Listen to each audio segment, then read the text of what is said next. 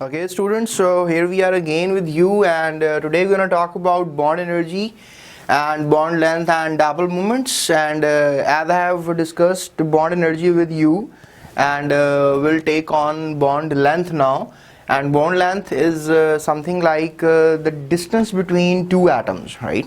Bond length क्या होती है? The distance between two atoms. और इसको अगर हम डिफाइन करें तो it could be defined in a sense the distance between the two nuclei of two atoms forming a covalent bond is called bond length.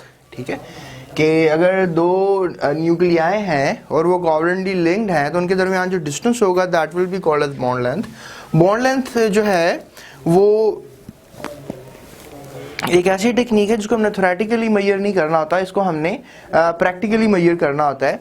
उसमें आप जो है इलेक्ट्रॉन डिफ्रैक्शन मेथड को फॉलो कर सकते हैं, एक्सरे डिफ्रैक्शन मेथड को, और कुछ स्पेक्ट्रल स्टडीज़ की मदद से जो है आप बॉन्ड लेंथ को डिटरमिन कर सकते हो. अब इसकी केमिस्ट्री क्या है? इसकी केमिस्ट्री ये है, आपने अभी तक जो पढ़ा है कि जब कोवलेंट बॉन्ड बनता है या तो वो sp3 हाइब्रिड होता है, या तो वो sp2 हाइब्रिड होता है, या वो sp हाइब्रिड होता है. अब आपको पता है जब sp3 हाइब्रिड होता है तो 4 ऑर्बिटल्स होते हैं, ठीक है, और जब sp2 हाइब्रिड होता है तो I think so there are 3 orbitals, ठीक है, और साथ उसके जो है एक ऑर्बिटल अनफिल्ड रह जाता है जो कि पाई बॉन्ड का बायस बनता है, यानी 3 orbitals with single pi bonding. ठीक होगी बात. उसके अलावा sp हाइब्रिड ऑर्बिटल्स भी होते हैं, उसमें आपको पता है 2 ऑर्बिटल्स होते हैं टोटल इन नंबर, और विद 2 पाई ऑर्बिटल्स, ठीक है, या विद 2 पाई बॉन्ड्स. अब इसमें आप याद रखिएगा जो sp3 हाइब्रिड होते हैं definitely they go for sigma bonding, चारों के चारों ऑर्बिटल्स सिग्मा बॉन्डिंग को फॉलो करते हैं.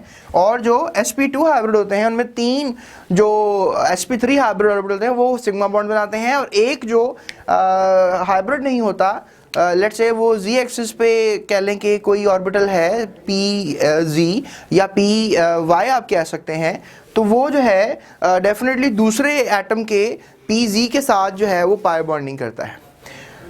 अच्छा, और तीसरी बात है कि जो 2 ऑर्बिटल्स हैं वो डेफिनेटली सिग्मा बॉन्ड बनाएंगे और फिर 2 रह जाएंगे. जैसे आप ये देखें, लेट्स से दैट कि ये वाला ऑर्बिटल जो है that is what, that is sp hybrid, right, we call it as sp hybrid. एक ये ऑर्बिटल कह लें और इसके साथ ही आप एक और ऑर्बिटल सपोज कर लें जो कि sp हाइब्रिड है. अब ये जो ऑर्बिटल है जो sp हाइब्रिड नहीं है, ये कौन से एक्सिस पे है? x एक्सिस पे है. और लेट्स से दैट कि ये वाला ऑर्बिटल जो है ये कौन से एक्सिस पे है? ये z एक्सिस पे है. और अब देखें जब दूसरा एटम आएगा तो दोनों साइड उसकी यहाँ से, और लेट्स से ये नीचे भी है और यहाँ से दोनों साइड ओवरलैप करेंगी, ठीक है. और ये वाला जो ऑर्बिटल मैं आपको दिखा रहा हूँ, ये देखें, अब जो दूसरा एटम आएगा तो यहाँ से इसकी ये वाली साइड और ये वाली साइड भी ओवरलैप करेगी, यानी 2 पाई बॉन्ड्स बन जाएंगे. मैं कहना क्या चाह रहा हूँ आपको? मैं कहना ये चाह रहा हूँ कि जो sp3 हाइब्रिड ऑर्बिटल्स होते हैं उनकी बॉन्ड लेंथ इतनी ज़्यादा काउंट नहीं करती. उनकी bond length you can say that कि ज़्यादा होती है. ज़्यादा क्यों होती है? क्योंकि उसमें सारे सिग्मा बॉन्ड होते हैं.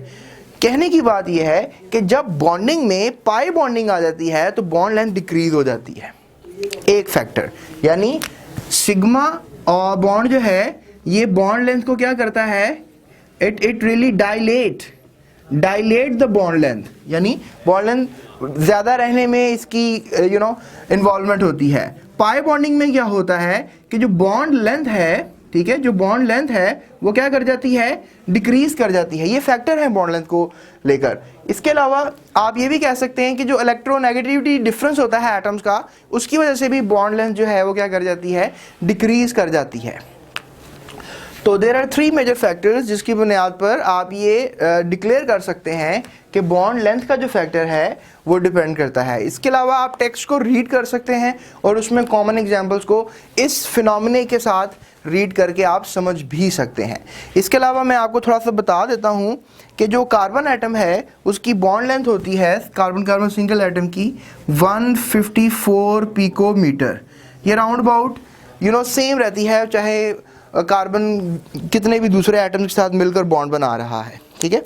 इसके अलावा जो हमारे पास सिलिकॉन और फ्लोरीन है, ठीक है, सिलिकॉन एंड फ्लोरीन, इनका भी आपस में कोवलेंट बॉन्ड बनता है, और ये कोवलेंट बॉन्ड की जो लेंथ है सिलिकॉन और फ्लोरीन की, राइट, तो that is sp3 hybrid and 155 के राउंड अबाउट आती है, 155 पिकोमीटर के राउंड अबाउट आ जाती है ये। और यू कैन से दैट कि ये रेंज कर सकती है फ्रॉम 154 टू 159, 154 टू 159। इसके अलावा आप कह सकते हैं कि अगर आपने जब दो एटम्स की बॉन्ड लेंथ निकाल ली है, दो सिमिलर एटम्स की, और उधर दूसरी तरफ आपने लेट्स से, जैसे प्रीवियस एग्जांपल में मैंने बॉन्ड एनर्जी के टॉपिक में मैं आपको बताया था कि जो क्लोरीन मॉलिक्यूल उनकी एनर्जीज है, तो इस तरह ही क्लोरीन की बॉन्ड लेंथ निकाल है, क्लोरीन मॉलिक्यूल की, और हाइड्रोजन की आपने बॉन्ड लेंथ निकाल रही है, और उन दोनों की बॉन्ड लेंथ को जब आप जमा करेंगे, सम करेंगे, तो आपको एक बॉन्ड लेंथ आएगी।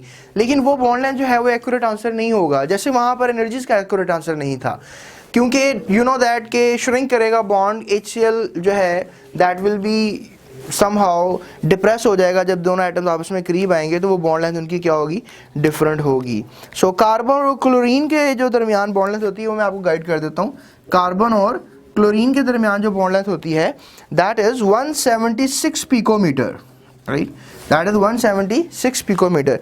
इसके अलावा टेबल नंबर 6.7 जो है वो बुक में मेंशन है, उसको आप स्टडी कर सकते हैं और जान सकते हैं कि किस तरह जो है हाइब्रिड ऑर्बिटल है और उनकी क्या बॉन्ड लेंथ है। यहाँ से बोर्ड में कोई MCQs भी आ सकता है, so it depend upon your memorisation कि आप इसको याद रख लें, ठीक है। और आई रियली विश कि आपको ये बॉन्ड लेंथ का जो है टॉपिक कुछ समझ में आया होगा। और एक बात मैं आपको टॉपिक एंड करते हुए ये भी बता देता हूँ कि मैंने जैसे प्रीवियसली भी बताई थी कि कार्बन कार्बन जो सिंगली बॉन्डेड एटम्स होते हैं उनकी बॉन्ड लेंथ जो है वो छोटी, it's something very big, right.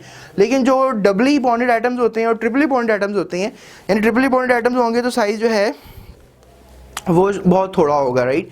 और अगर डबली बॉन्डेड एटम्स होंगे तो फिर जो साइज़ है वो थोड़ा सा ज़्यादा हो जाएगा, यू नो। और जब सिंगली बॉन्डेड एटम होंगे तो साइज़ जो है वो सबसे ज़्यादा होगा। सो ये बात भी आपने अपने ब्रेन का हिस्सा बना लेनी है। सो रियली विश कि आपको बॉन्ड लेंथ का टॉपिक समझ में आ गया है। और जो बोर्ड के लिए इंपॉर्टेंस है वो यही है कि you should know bit kind of this is the concept and you should know at least the definition of this topic and the different examples of the bond energies and bond length, right. So thank you so much, that's it.